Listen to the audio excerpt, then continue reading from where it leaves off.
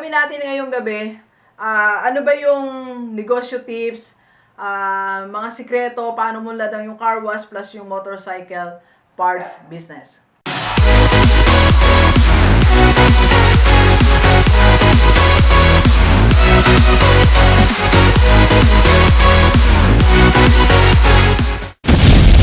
Two-in-one business, motorcycle spare parts and car wash.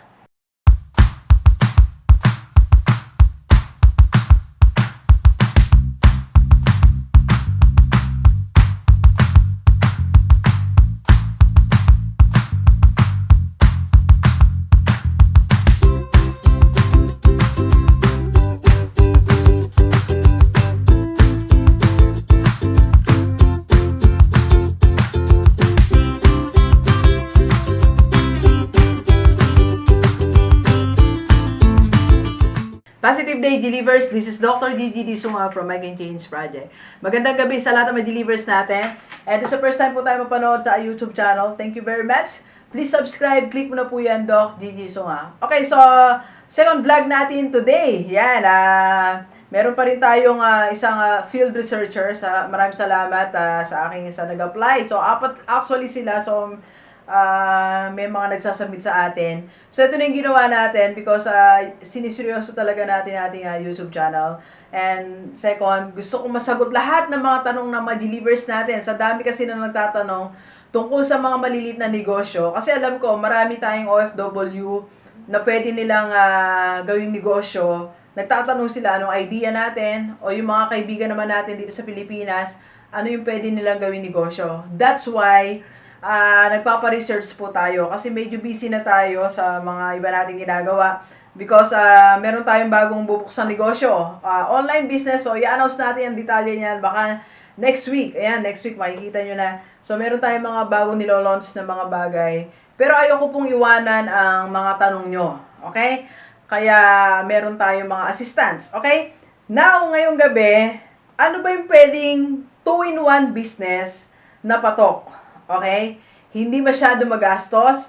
At pangalawa, hindi masyadong maraming mga taong binabayaran. At hindi malaki ang puhunan. So, sakto lang na kaya mong i-put up. Okay? So, eto yung motorcycle, spare parts, and accessories plus car wash. So, ulitin natin motorcycle, spare parts, and accessories plus car wash. Two-in-one business.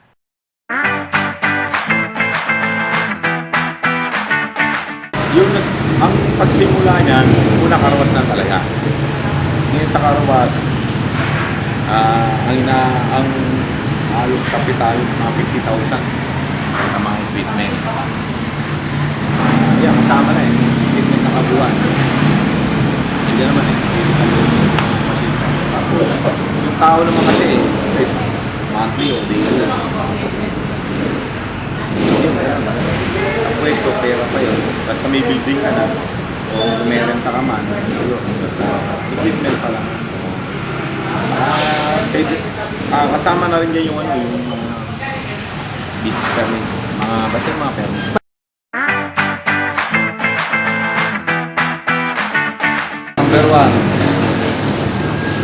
Number one, kailangan gusto mo yung negosyo. Focus ka sa negosyo. Isa pa, yun, yung huwag ka magsasawa talaga ng focus na. Kahit anong negosyo natin, basta hindi ka makapukuha sa yung marami kasi marami ka rin mga kapatid. Kaya, nandun din yung nag-aaral ng focus na.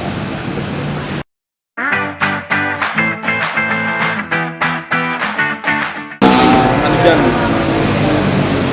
yung tiwala, kasi services yan kapag services.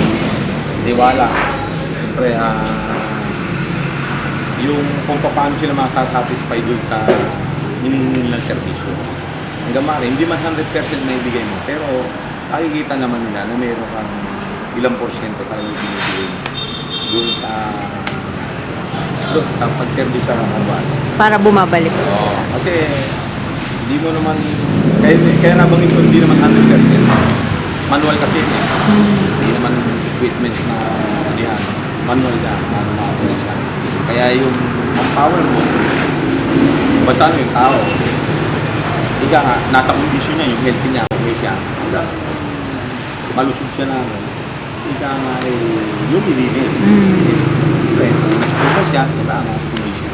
Pero kung tatama rin ka, kung wala, kahit na niisip niya lang na may mabigay niyo ng magandang serbisyo, ay hindi may sasakatuparan yun.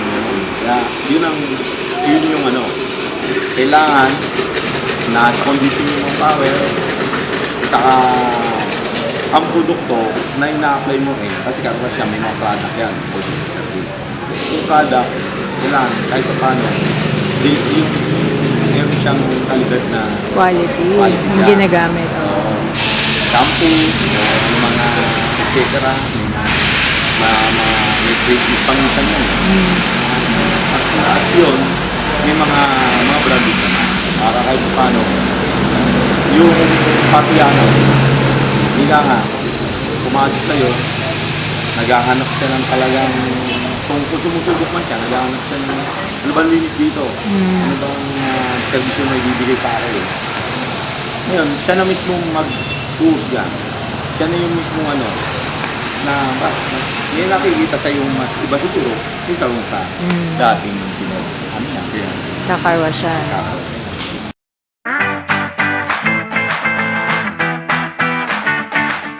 nakita, hindi naman kailangan nakita ng ano, kung saan okay lang, kaysa sa namamasukan ka, o yung talagang mag-aangan siya ng bigla. Sa panahon kasi ngayon, mahirap naman talaga na yung kita na pinatay. Kasi pare-parehas na ano, kasi yung araw na nag-post ka, hindi naman nakita mo na nakita mo siya karwasin na asimado, mapapasok siya ng kapatid. Hindi naman gano'n. Diba? Kaya, ano, yung hindi mo ni-expect na alam mo, yung araw lang na yun, makakuha lang ng panggasto, pero minsan, at sobra-sobra, ang binibigay naman. Meron gano'n.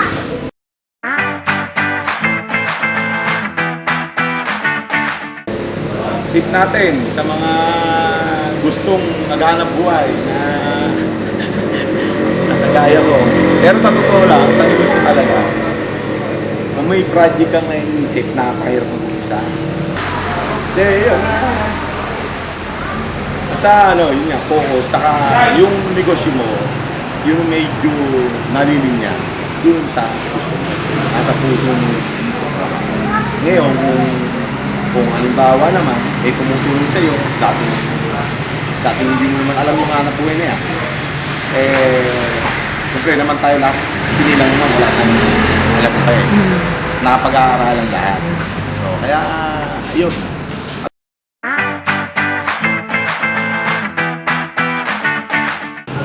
Nagsimula nun yan, motor parts, kasi alang iniwan kasi sa mga yung tinatawag na 3S yan eh. Yung meron ng spare part, accessories, tapos meron pa dyan services, tapos meron ka pang mga production ng mga minsan, meron pa mga motor, tinatawag na 3S. Pero nito na lang naging parang 3S. Yung pinagsimulan, yun lang, pyesa-pyesa lang na konti, saka services. Pero bago yan, 10 taon kasi ako nagmimikanto. Dito lang sa likod ng restaurant, hanggang taon. Nung 10 taon kami, bahay ng family namin. Hanggang taon ako nagmimikanto. Ngayon, sa 10 taon nagmimikanto, ang naging ano ko dyan, ang kapatano para naging investment ko dyan, yung knowledge sa pagkagawa. Saka yung pakikitungo doon sa tao. Ayun, kahit na mag-start ako ng mga mayroong mga produkto, kahit langis-langis lang. Kapunan, wala akong puhunan dyan dahil nga meron lang akong binabayin sila isang kotse hanggang sa may video 35,000. Nagkataon naman yung kabil ko, mayroon siyang dating mga spare part ng favorite na motor na sa bahay lang siya nag-ano. Titinda. Nagkataon, ibinin niya naman sa akin yung mga sobra niyang gamit. Tapos, yung sobra, babayaran niya o may mga kapalit na bayarin na ibang ano rin, motor o ano. Ngayon, kaya pala ganun, yung kabil ko na yun, palit pala ng, ano, ng ibang bansa. Dinidiport niya. Oo, kaya dinidiport niya. Ayaw niya, iwanan niya kung kanino niya manubili sa pamilya niya na nandun na sa garahe. Kasi, siyempre, pira-pira yan. Hindi niya may, hindi 100% maging pera. At wala siyang kasiguraduhan kung mabubuo yung kahit na sinudit na in-inventory niya. Hindi ala siya kasiguraduhan. Kaya dun sa kotse, pag nag-deal kami na gano'n at naano niya yung face value ng kotse, alam niya, pag binenta niya, buhin siya. Ngayon ako naman, nag-upload ako dahil gusto kong mister, kinuha ko yung mga agad na yung binigyan ng gano'n. Tapos na, dahil yung ngayon pa akong kaalaman sa pagkagawa, number one doon, yung mga nagiging bayad sa akin, doon sa bayad sa akin, doon sa mga service ko.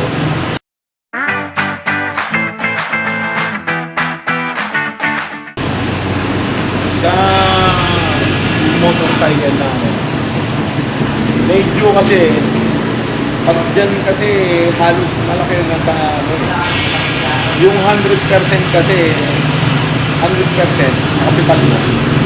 Kung nakakuha ka doon sa supplier ng 100,000, 20% pwede mong i-iwan doon sa 8%. Hindi mga wala halos lahat, meron mas mababa. Pero kung 20%, ito 20,000 na. So kung magaling ka naman mag-market, may strategy ka kung paano mag-market, makuha mo ito, hindi mo tatagal, 20,000. May mga maliliit kasing, ano yan, may maliliit lang yung nakita. Kaya nga lang, pagka marami kang parang pinapatisyon mo, parang department, may department sa services, may department security, may department. Hindi ka nga, yung pinunti na yun, yung mamalaya, Malaki na. malaki. Okay, thank you very much, Delivers. Enjoy the rest of the day and let's go, let's go!